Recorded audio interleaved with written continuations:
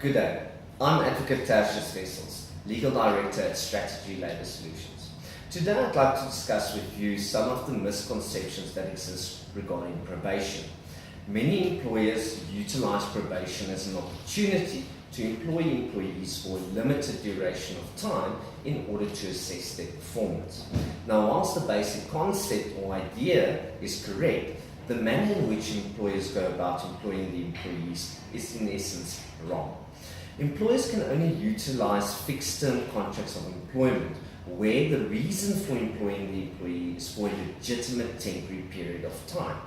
Now, when we look at probation itself, it is normally where the employer employs somebody with the idea of placing them there permanently, however, wanting to assess whether or not they are the suitable candidates.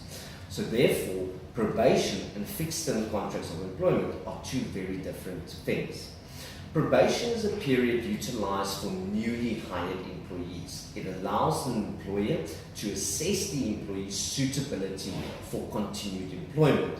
Ultimately, when one does an interview with an employee, the only thing that you have to go by is what the employee has stated during the actual interview. And you haven't had the opportunity to actually assess whether or not they can do the work. And that is what the probationary period is for. It's to allow an employer an opportunity to assess whether or not the employee is the right candidate for the position. Now, many employers believe that the probationary period must be for a period of 3 months. Now, and in reality, there's nothing in law that determines that the probation period must be 3 months. The length of the probationary period ultimately depends on the nature of the job for which the employee is being assessed. For example, there's no need for an employer to employ a cleaner for a probationary period of 3 months. That period can be a lot less. In the event that an employer employs somebody in a more senior role like an operations officer or a sales manager, the period of time might be a bit longer. The only requirement is that the probationary period must be for a reasonable period of time.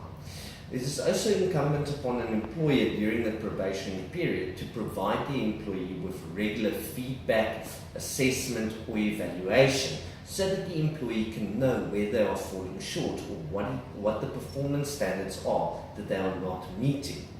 This will allow an employee a reasonable opportunity then to improve on their performance. One cannot simply wait for the probation period to expire and then tell an employee that he or she has not met the required standards and terminate the contract of employment. We must remember that in order to terminate the services of the employee, it must be done for a fair reason and in accordance with a fair process. Employers cannot employ employees on a fixed-term contract of employment for 3 months and merely terminate that contract come the end of that contract period.